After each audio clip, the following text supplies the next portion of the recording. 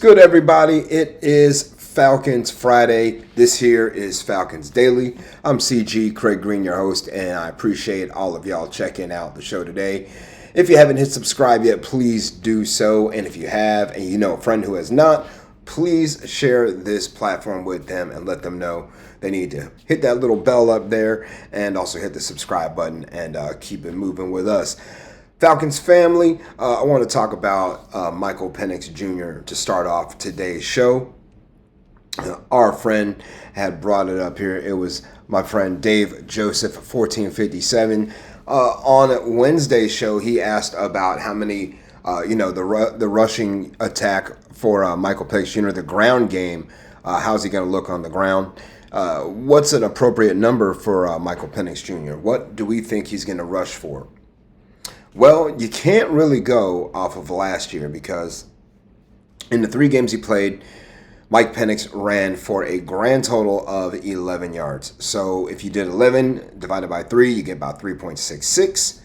You multiply that over 17 games, it adds up to 66 yards. I don't think he's going to rush for that low of a number. I think, honestly, and Dave, I agree with you. I think it's going to be somewhere around maybe 400 yards would be, I'd say, appropriate. If he can get like 25 yards a game over 17 games, it equals right at like 425 yards or so. So, I think that'd be an appropriate number for Mike Penix, 400 rushing yards. If he's running more than that, then clearly some plays are broken or there's something going on with the offense that we need to fix. But I think 300 to 500 rushing yards would be a pretty solid number for Michael Penix. Number one thing I want to see is touchdown to interception ratio be around 3-1. That's what I'd love to see for him. 3-1, 4-1 even. Don't have a touchdown number in mind, but as long as it's 3-1, you know what I mean. Then we're working on something there. Next up, saw a little something that came across the wire here, and it was from Pro Football Focus. They were ranking the secondaries of every team, and Pro Football Focus gave the Falcons a rating of 17th. So they were kind of like, basically the Falcons were mid. Their secondary was mid, and we kind of said that about them. In previous episodes, the tackling has been very mid, especially by the DBs. So will the DBs be better than mid this year? They better be if the Falcons want to achieve the things that they want to achieve. The Falcons better be better on the back end. I mean, we need more turnovers. We need better tackling. Just overall better technique and fundamentals. I don't think it has anything to do with learning the playbook. I think it's just a matter of sticking to your fundamentals, trusting the things that you did in practice, and executing them during the game. That, I think, is the key factor of what they're going to need to do. So again, last year we had, just a handful of interceptions. We only had somewhere around 14, 15 interceptions last year. That's not enough, y'all. We need more than that. We need 25, 30 interceptions in order for the defense to be even somewhat formidable. Maybe 25 interceptions and 50 sacks. I think that'd be a nice solid number for the defense as a whole. But, the secondary's got to step up. They got to do a little bit better. Got to remember, you got a young quarterback on the other side. He's not a rookie anymore. He's in his second year.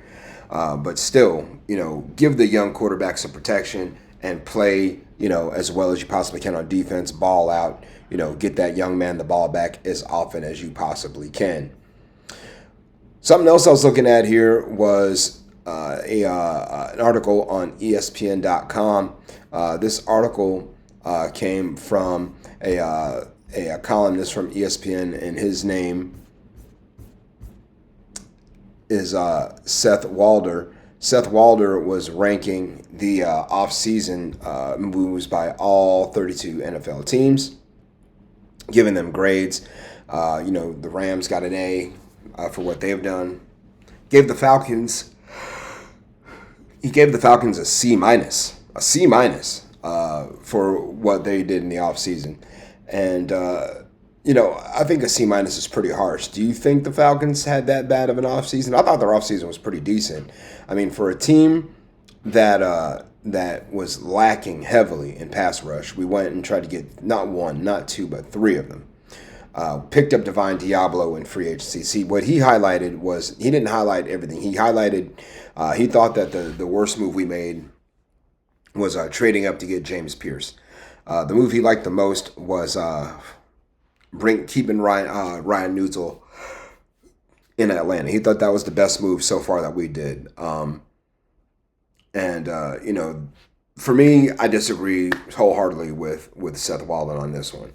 I think trade up to get James Pierce and the way that the team explained it, they said, look, we're taking our first round pick for 2026 now. Because they know James is a project. That's why he was working on the side some. According to some scouting reports, his maturity had been an issue or whatnot. But the Falcons are clearly invested in James Pierce, and they're clearly, they're clearly invested in James Pierce, and clearly believe that he's going to be the future at pass rusher on the edge. So he wasn't a big fan of those things. He thought the Falcons kind of, maybe bumbled the Kirk Cousins thing a little bit. He kind of questioned that some, questioned the Falcons bringing in Leonard Floyd. I mean, Leonard Floyd still had a good season last year for the 49ers. So for me, I disagree with Seth Walden. We'll see how things shake out, but I thought the Falcons did a pretty good job in free agency. Again, you bring in Leonard Floyd, you get Jalen Walker, James Pierce, Divine Diablo. Yeah, we lose Grady Jarrett. That stunk, but of course, we were going to have to pay Grady money we didn't have, so we had to let Grady go. Drew Dahlman ended up walking. We have Ryan Neutzel, his replacement, on the roster, somebody who played half the games last season anyway. So I disagree I disagree again with Seth Walden there. The Falcons did get the best grade. They did get a better grade than the Saints. The Saints got a D on for their free agency. Just to give you a little bit of to give you a little background there, the Falcons got a C minus. Saints got a D. Carolina Panthers got a C for their moves. And then after that, the Tampa Bay Buccaneers, their grade for their offseason moves, they ended up getting a B plus. So again, some folks are buying in on the Tampa Bay train, but I think this is the year for the Falcons to unseat Tampa Bay. We'll see how folks are feeling about the Buccaneers in November and December. All right, y'all. You guys have a fantastic weekend. Continue to do me a solid and rise up and leave some comments down for all of us there to chop up and to digest. Again, please give me a follow on social media if you have not done so. My name on social media is Craig G Sports, CRAIG, the letter G, and the word sports. And also FanArchCo in the top corner up here. Please give them a follow as well at FanArchCo.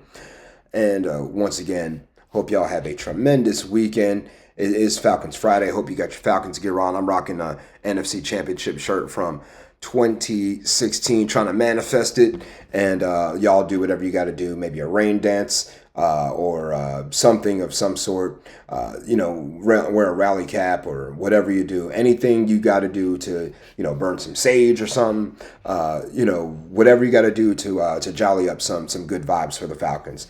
And until next time, y'all have a fantastic weekend. Sayonara and buenos noches.